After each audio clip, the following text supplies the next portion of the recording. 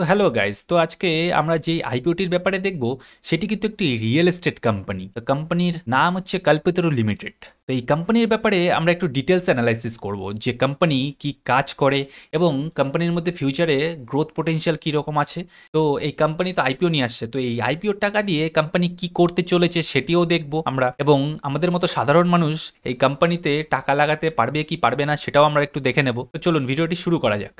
তো প্রথমে আমরা দেখতে পাচ্ছি এখানে কোম্পানি প্রায় 1590 কোটি টাকার একটি আইপিও নিয়ে এসছে। তো ফ্রেশ ইস্যু 3.8 কারোর শেয়ার, পুরো টোটালি ফ্রেশ ইস্যু নিয়ে আসছে কোম্পানি, এবং যেটির কিনা ফেস ভ্যালু থাকবে 10 পার শেয়ার। প্রাইস ব্যান্ড 387 টাকা থেকে 414 টাকার রয়েছে, এবং এক লটে 36টা শেয়ার পাওয়া যাবে। তো ফ্রেশ ইস্যু টোটাল, আমি এখানে আগেই বললাম যে কোম্পানি টোটালি ফ্রেশ ইস্যু নিয়ে আসছে, এবং এমপ্লয় যারা আছে তাদের জন্য কিন্তু এখানে 38 টাকা করে একটি ডিসকাউন্ট পাওয়া যাচ্ছে। কিউআইবিস কিন্তু 75%, এবং রিটেল কিন্তু 10% আছে, রিটেল কোটা 10%-এর, এবং এনআইআই পোর্শন যেটা আছে সেটা 15%।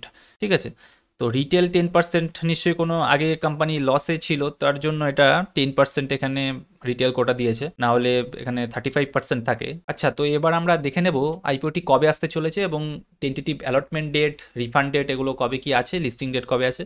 তো আইপিও আসতে চলেছে জুনের 24 তারিখে, 24শে জুন আসবে, এবং 26শে জুন হচ্ছে গিয়ে ক্লোজ হয়ে যাবে। টেন্টেটিভ অ্যালটমেন্ট ডেট 27 তারিখ মানে ফ্রাইডে, এবং শনিবার আর রবিবার তো বন্ধ থাকে, তো 28-29 তারিখ অফ থাকবে। তো 30 তারিখে ইনিশিয়াল রিফান্ড হয়ে যাবে, এখানে ক্রেডিট হয়ে যাবে শেয়ার 30 তারিখেই ক্রেডিট হয়ে যাবে, 30শে জুন। এবং টেন্টেটিভ লিস্টিং ডেট কিন্তু জুলাইয়ের 1 তারিখ দেখাচ্ছে। ঠিক আছে, এবং এখানে রিটেল পোর্শন যেটা আছে, রিটেলে হচ্ছে এক লটে 36টা শেয়ার থাকবে, 14,904 টাকা রিটেলারের জন্য এক লটে মিনিমাম এক লট লাগাতে পারবে। এছাড়া 13 লট হচ্ছে ম্যাক্সিমাম লাগাতে পারবে, যেখানে কিনা রিটেল 2 লাখের মধ্যে বিডিং করতে পারবে। এবং স্মল এচএনআই যেটা আছে সেটা 2 লাখ টাকার ওপরে যেটা হয় সেটা স্মল এচএনআই, তো 2 লাখ থেকে 10 লাখ টাকার মধ্যে যেটা হবে সেটা কিন্তু স্মল এচএনআই, এবং বিগ এচএনআই যেটা আছে সেটা 10 লাখ টাকার ওপরে আমরা জানি সবাই। তো 68 লট লাগাতে পারবে, 2448টা শেয়ার থাকবে সেখানে।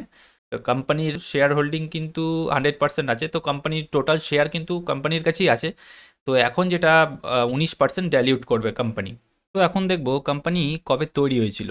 তো এখানে কল্পতরু লিমিটেড ফাউন্ডেড ইন 1988, মানে 1988 সালে কোম্পানি তৈরি হয়েছিল, এবং এটি একটি real estate development company, Mumbai based, এখানে মুম্বাই বেসড বলছে। তো আর কি কি করছে এখানে company, developing residential and commercial properties, retail spaces and integrated township. তো ইন্ডিয়ার যে বড় বড় সিটিসগুলো হয় সেখানে কোম্পানি তার প্রজেক্ট তৈরি করে, যেমন এখানে মুম্বাই, ঠানে, পনভেল, পুনে, হায়দ্রাবাদ, ইন্দোর, বেঙ্গালুরু অ্যান্ড যোধপুর, এইসব জায়গাতে কোম্পানি স্টাবলিশ করেছে, এবং এখানে তার রেসিডেন্সিয়াল অ্যান্ড ডেভেলপিং যে প্রপার্টিজ হয় সেগুলো সে এখানে তৈরি করছে। Kalpataru limited is a part of Kalpataru group, মানে কি কল্পতরু গ্রুপের এটি একটি সাবসিডিয়ারিজ, মানে কল্পতরু গ্রুপ কিন্তু আমাদের অলরেডি মার্কেটে লিস্টেড আছে, তো সেখানে কল্পতরু গ্রুপের একটি পার্ট, মানে এই কল্পতরু লিমিটেড যেটি কিনা একটি রিয়েল এস্টেট কোম্পানি, তো এরই একটি সাবসিডিয়ারিজ কোম্পানি।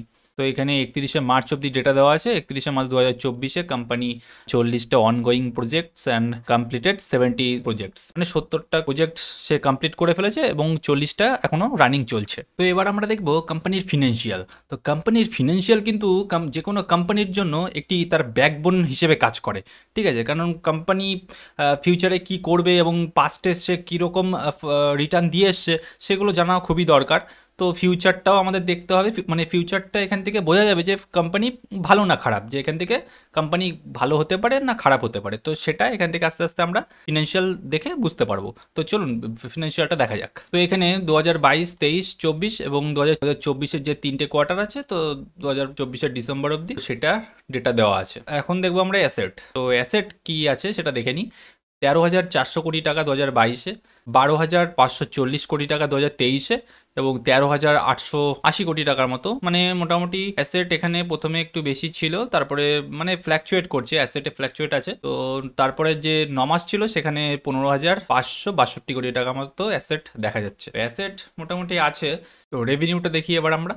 তো রেভিনিউ আছে 1,250 কোটি টাকা মতো 2022-এ, তারপরে প্রায় 2023-এ 3,700 কোটি টাকা মতো হয়ে গেছে। তো এখানে 200%-এরও বেশি জাম্প করে গেছে। তো তারপরে আবার প্রায় 50% মতো আবার কমে গেছে। তো এটা কিন্তু কোম্পানির জন্য একটু নেগেটিভ দিক, কারণ এরকম ফ্ল্যাকচুয়েট করছে রেভিনিউ। তো এরপরে যে 9 মাসের ডেটা ছিল সেখানে প্রায় 1700 কোটি টাকা মতো তার রেভিনিউ ছিল। তো এখনো যে এক কোয়ার্টার আছে, তো সেখানেও যদি সে 400 কি 500 কোটি টাকা মতো রেভিনিউ করে, তো তার মোটামুটি গিয়ে দাঁড়াচ্ছে প্রায় 2000 কোটি টাকার আশেপাশে গিয়ে দাঁড়াচ্ছে তার রেভিনিউ। এবার আমরা দেখবো প্রফিট আফটার ট্যাক্স যেটা আছে, প্যাট যেটা আছে, ঠিক আছে। তো এখানে 2022-এ 125 কোটি টাকা মতো লস শো করিয়েছিল। তো 2023-এ 229 কোটি টাকা, এবং তারপরে 2024-এ 116 কোটি টাকা। কিন্তু এই 2024-এর যে 9 মাস ছিল সেখানে 5.5 কোটি টাকা মতো প্রফিট শো করিয়েছে। তো এখানে প্রফিট শো করিয়েই আইপিও নিয়ে এসছে মার্কেটে, মানে দেখাতে চাইছে আমরা আস্তে আস্তে প্রফিটেবল হচ্ছি, কিন্তু সেটা কতটা হবে সেটা ফিউচারে দেখবো আমরা। এবার এবিটা যেটা আছে সেটা লাস্ট 3 বছর কিন্তু এবিটা নেগেটিভ আছে। লাস্ট বছর যেটা ছিল, লাস্ট বছরের 3টে কোয়ার্টারে যেটা আছে সেটা 101 কোটি টাকা মতো এবিটা আছে। নেটওয়ার্থ 1400 কোটি টাকা 2022-এ, 2023-এ 1200 কোটি টাকা, 2024-এ 1000 কোটি টাকা, এবং 2024-এর যে 3টে কোয়ার্টার ছিল তার মধ্যে 1500 কোটি টাকা মতো নেটওয়ার্থ দেখাচ্ছে। মানে নেটওয়ার্থেও ফ্ল্যাকচুয়েট আছে, ঠিক আছে, মানে আনস্টেবল কোম্পানি, স্টেবল নয়। তো এবার দেখবো আমরা বোরোয়িং, মানে ধার কি আছে। তো 2022-এ 10,000 কোটি টাকার মতো ধার ছিল, 2023-এ 9,000 কোটি টাকা, কিছুটা রিডিউস করিয়েছিল, 2024-এ গিয়ে আবার বেড়ে গেছে 10,688 কোটি টাকা, এবং 31শে ডিসেম্বর অব্দি 2024-এ 11,000 কোটি টাকা মতো ধার আছে। মানে কোম্পানি যেটা আছে এখানে প্রফিট কি করে শো করবে, কারণ এখানে ধারের যে ট্যাক্স আছে সেটা দিতে দিতেই কোম্পানি তো চলে যাচ্ছে না। আচ্ছা, এরপরে দেখবো কোম্পানির মার্কেট ক্যাপিটালাইজেশন। 8,000 কোটি টাকার, 8,500 কোটি টাকা। তো কোম্পানির যে ধার আছে তার থেকে মার্কেট ক্যাপিটাল ছোট। আচ্ছা, এরপরে দেখবো রিটার্ন অন নেটওয়ার্থ -10%, এবং এবিটা মার্জিন -4%, এবং প্রাইস টু বুক ভ্যালু যেটা আছে 5.6। তো আমরা এখানে ইপিএস দেখবো। ইপিএস যেটা আছে আইপিও আসার আগে 6.96, এবং আইপিও আসার পরে 0.36, মানে এটা ইপিএস দেখায়, ইপিএস শো করছে পজিটিভে। এবং যেটা আছে -60 আছে আইপিও আসার আগে, এবং আইপিও মার্কেটে আসার পরে যেটা আছে সেটা হচ্ছে 1160 পি, মানে এটা অনেকটাই হাই পিতে এসছে। 1160 মানে অনেক, 1 টাকার জন্য 1160 টাকা দিতে হচ্ছে কোম্পানিকে। তো এখানে কোম্পানি তার আইপিওর টাকা দিয়ে সে কি করবে সেটা এখানে মেনশন করে দিয়েছে।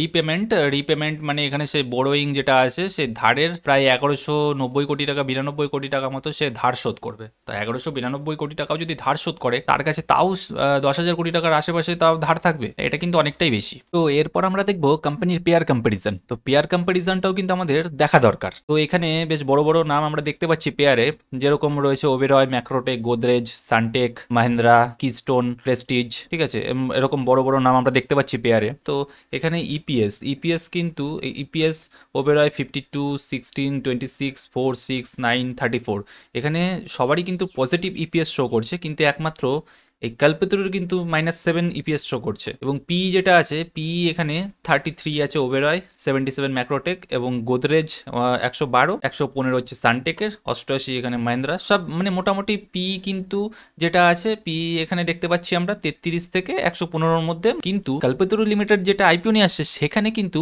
প্রায় 1160 পি, মানে এবার আর কিছু বলতে হবে না, এবার তোমরাই বুঝতে পারছো যে এখানে পিটা কতটা বেশি আছে। তো এখানে পিবি রেশিও যেটা আছে, পিবি রেশিও এখানে একমাত্র এই সানটেকের একটু কম আছে, এছাড়া এখানে 4, 4.5 দেখতে পাচ্ছি বেশি।